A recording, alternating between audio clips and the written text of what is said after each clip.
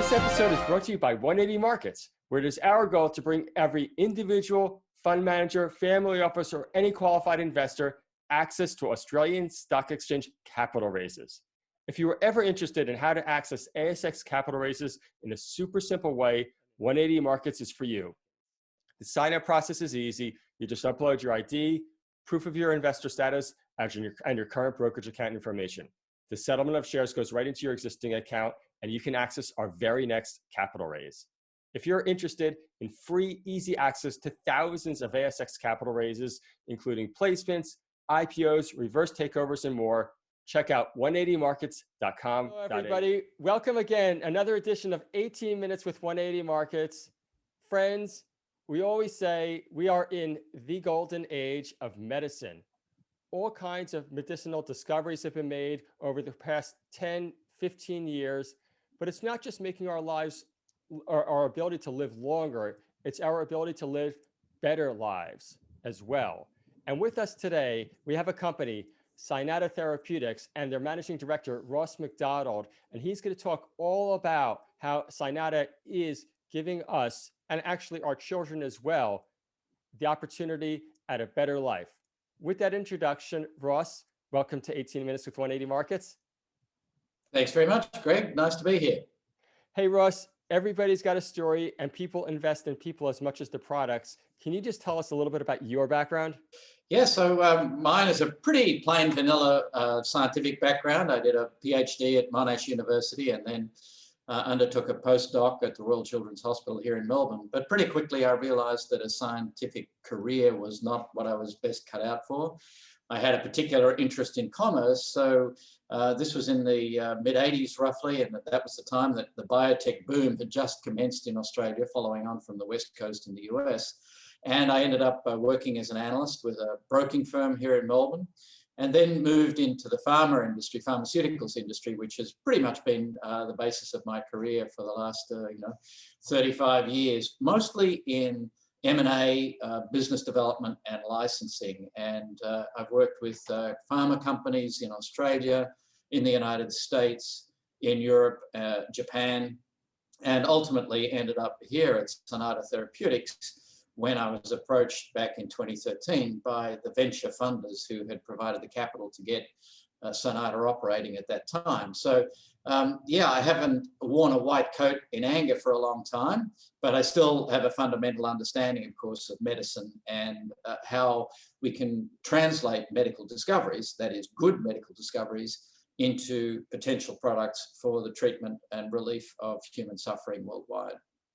Absolutely. And maybe, hopefully we'll have some time to touch on it later, but you know, I read somewhere that it takes 10 years and almost $100 million in development costs to bring a drug to marketplace. It's all well and good to have a product, but that commercialization aspect of it is so very important as well. And obviously that, you know, that's one of the things you bring to the table. But switching on to, you know, the company itself and your products, can you just give a general overview to the audience of what is it that Cynata is trying to do to make people's lives better?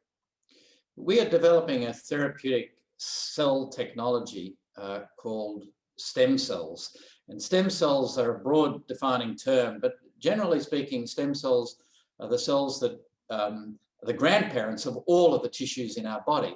And as your listeners would certainly imagine, the creation of a functioning organism, particularly a higher organism like a human being, requires an extensive amount of careful coordination. You know, you don't want teeth growing in your fingertips, that sort of thing. And the coordination of the immune system is also hugely important. If the immune system reacts in an uncoordinated fashion, then we end up, for example, with diseases like diabetes, type 1 diabetes, where the immune system has gone haywire. So controlling and regulating the immune system in the human body is tremendously important. And medical research has identified the gatekeeper stem cells that are responsible for that coordination. And the particular type of stem cell that is foremost in that gatekeeper role is called a mesenchymal stem cell, or sometimes called a mesenchymal stromal cell, MSC for short. And if you like, they're basically the conductor in the immunology or the immune system orchestra. So if you have an orchestra that doesn't have a conductor, you've got all the instruments playing in random. And so you get a cacophony of noise. But the conductor is there to coordinate a harmonic sound that comes out of the orchestra. And so MSCs play the role of that conductor and coordinate the body's response to damage, infection, or injury. Absolutely. And so on these stem cells or MSCs, it seems to me that there could be so many uses that you're almost spoiled with choice. Can you just explain? I believe that Cynata is really targeting osteoarthritis, or maybe you want to back up a step, but can you just explain, maybe to narrow down the range a little bit? Well, yeah, exactly. So many of the functions within the human body are regulated by our immune system. That's the surveillance against cancer cells, for example, that arise spontaneously. It's reacting and defending against invading organisms that are present in our environment at any time. So if you can harness that, as we have with MSCs, then the opportunities are extremely broad for therapeutic application. But therein lies a challenge as well, because no one pharmaceutical company, no matter how big it is, can possibly develop fully all of the potential applications of such a technology. And that's why big pharma companies like Merck and Roche and Novartis focus on a few therapeutic areas, which is exactly what we have done. But in our case, we have fine-tuned that precisely to those particular disease targets where we can get clear results quickly and unequivocal results quickly, so that we don't end up like many other biotech companies where you've done a clinical trial and you're not entirely sure what the results are telling you. In our case, we've picked those targets that are commercially very exciting, but also which can provide us with clear guidance in going forward, or I'm basically terminating the program because the product didn't work. We certainly don't want to be spending shareholders' money unnecessarily. Absolutely. And can you just explain, and maybe try to keep it somewhat high level, what makes your product unique? Yeah. Well, again, mesenchymal stem cells exist in all of us, and it's being able to access those mesenchymal stem cells and productizing them, or weaponizing them, if you like to use a similar term. And accessing them or making them is the real challenge. And if you use insulin as a good example, insulin, of course, is a life-saving drug for patients with diabetes. And for decades, the product was manufactured by extracting it out of tons and tons of pig pancreases. So, the bacon and the pork chop went off in one direction and the pancreas went off in the other direction to make insulin. But that, of course, is a very messy process and an unreliable process. And ultimately, medical science found out how to make insulin in the lab by cloning the gene for insulin. So a development in the manufacturing process allowed a much more reliable production technology. And it's the same with Cynata's technology. Instead of relying on lots and lots of human donors from whom the MSCs can be extracted and then productized, we rely on a totally new technology, which resulted in a Nobel Prize back in 2012, that totally eliminates, after the very first step of manufacture, totally eliminates the need to keep going back to multiple donors. And you can just imagine a production technology which does require lots and lots of donors who are prepared to donate bone marrow or adipose tissue, that's fat tissue. It's really not commercially viable.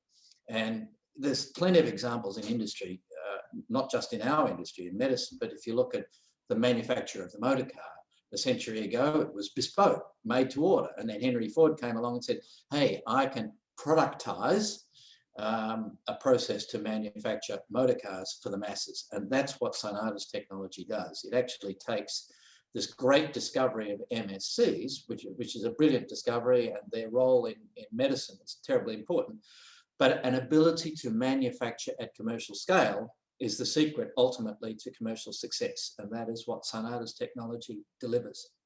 Absolutely. And it's it's the ability to be consistent, on time, and also, I suppose, get enough to the marketplace. Is that a good way to think about it?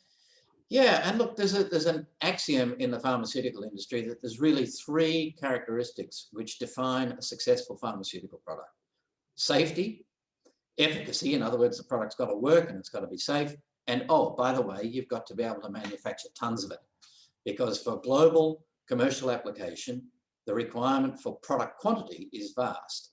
And that's where many pharmaceutical products end up on the shelf, as in it's still back in the lab.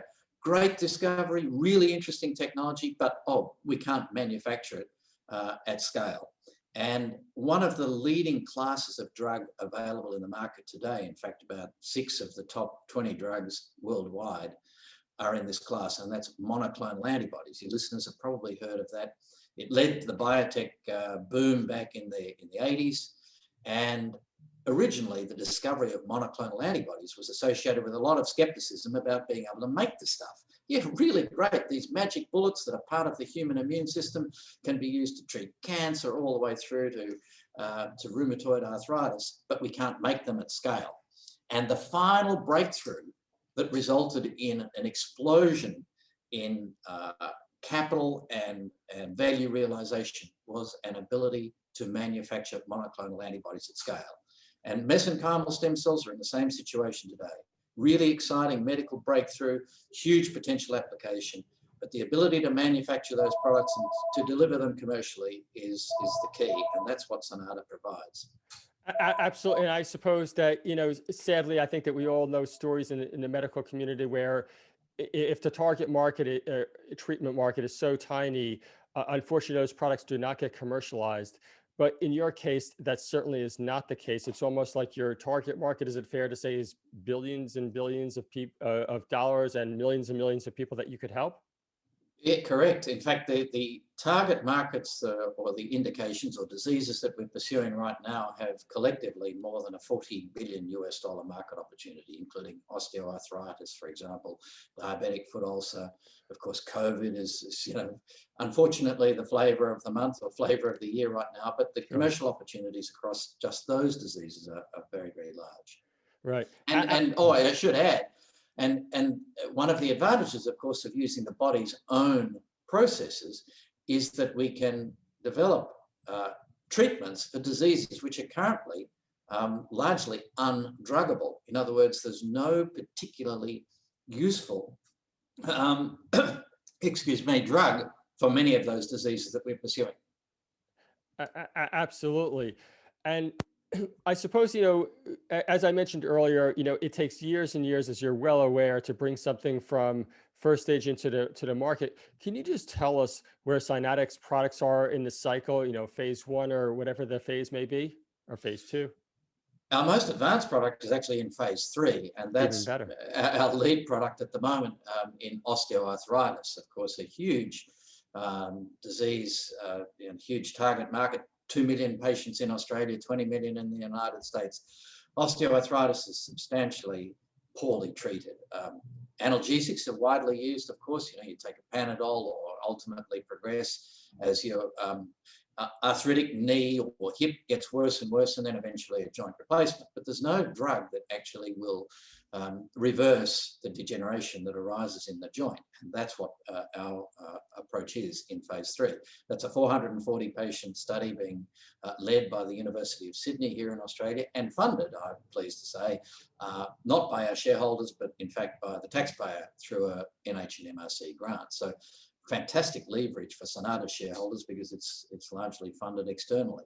Then we move to phase 1/2 program that we have underway in COVID right now, and then also a phase 2 in critical limb ischemia, which has been approved, but which we haven't commenced yet because of the pandemic and restrictions associated with that. And then the other 3 new programs that we have, I hope to get underway this year, will be mostly in phase 2 also.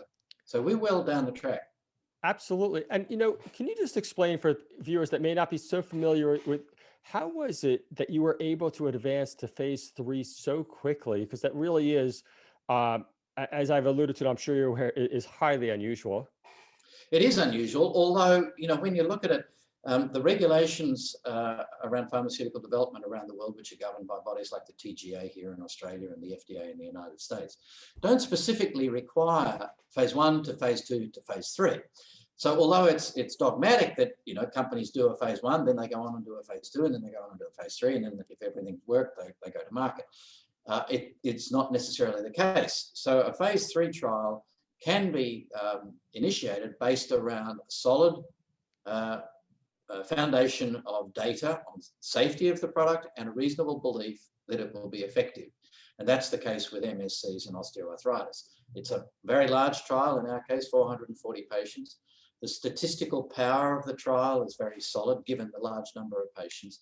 And also, it's a very objective trial. We're not just asking patients whether they feel better, because as I'm sure all of your viewers will know, there's a high incidence of placebo effect in many drug trials. So, patient takes a sugar pill and they go, oh, I feel a whole lot better. My pain's gone, or, I can see better, or whatever it happens to be. And that placebo effect can really ruin clinical studies. So you need large numbers and you need very objective data. And that's what this trial is designed to prove. And so that's why the regulatory agencies ultimately said, well, this is really a phase 3 trial. So that's what it is. Absolutely.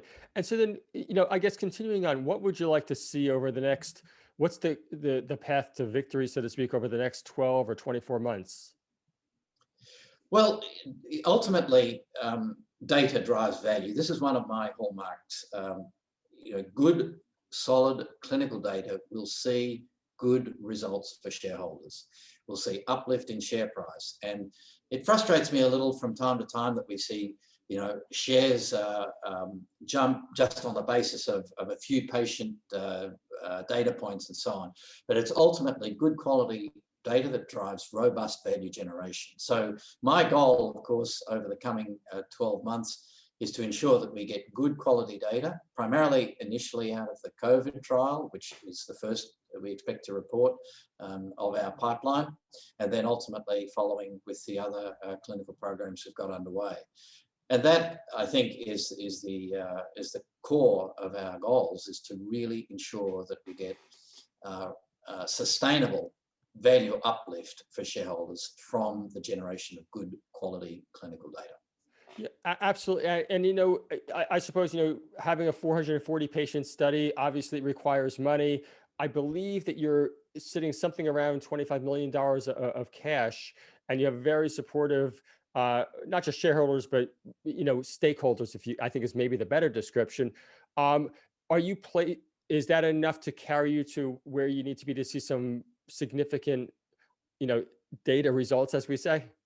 Yeah, so we tend to, I think the saying is you cut your cloth to fit your suit. So we ensure that we have the runway to complete major value catalysts. And of course, it was a fantastic outcome for us late last year that Bioscience Managers, one of the most respected institutional healthcare funds around, invested $10 million into the company as a cornerstone of our cap raise, which, as you point out, has now led to a very solid balance sheet, which will take us all the way through to completion of the current planned 3 new clinical trials in diabetic foot ulcer, idiopathic pulmonary fibrosis, and in renal transplantation. The osteoarthritis trial is underway now. Patients are followed for 2 years, so we still expect that may well be running longer than our current runway, but that's fine because we'll have plenty of catalysts before then. Absolutely. And so that's, as I said, it sounds like it's a very, very exciting next 12 months, because, it's fantastic when a company does have trials underway where you can see data points. And also, I suppose, just personally, when you have a large sample like 440, you're going to have lots of data points, I'd imagine, which is nice.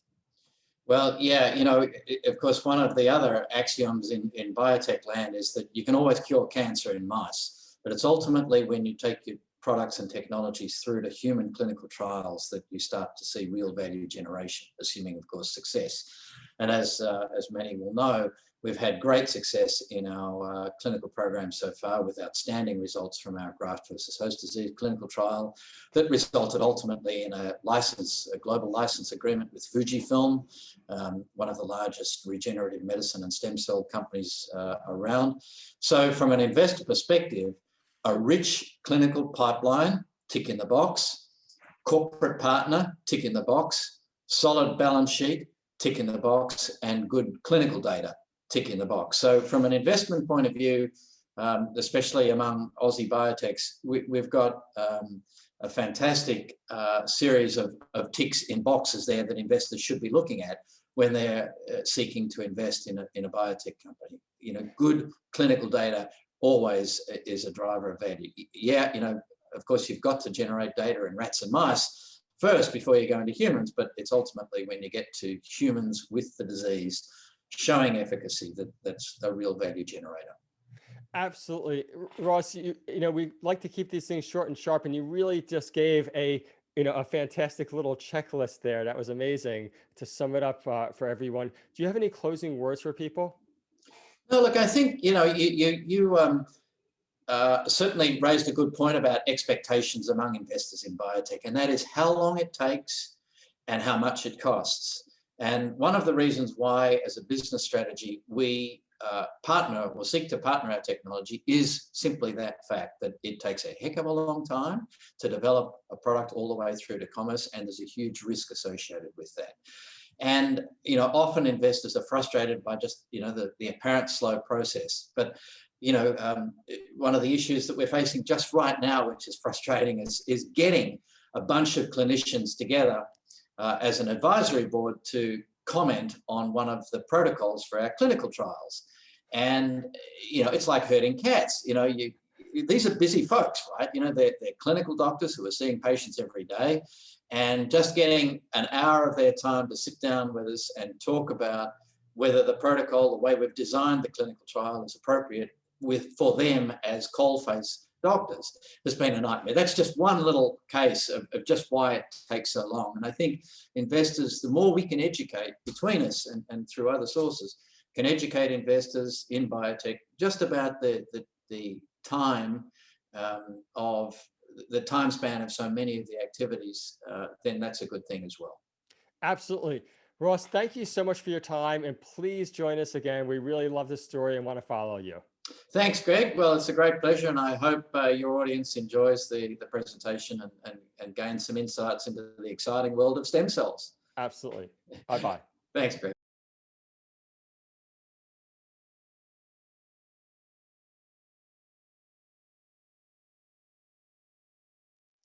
Thank you for watching another presentation by 180 Markets. Don't forget, if you want access to thousands of ASX capital raises, head on over to 180markets.com.au, sign up, and get on board for our very next capital raise. Thanks for watching.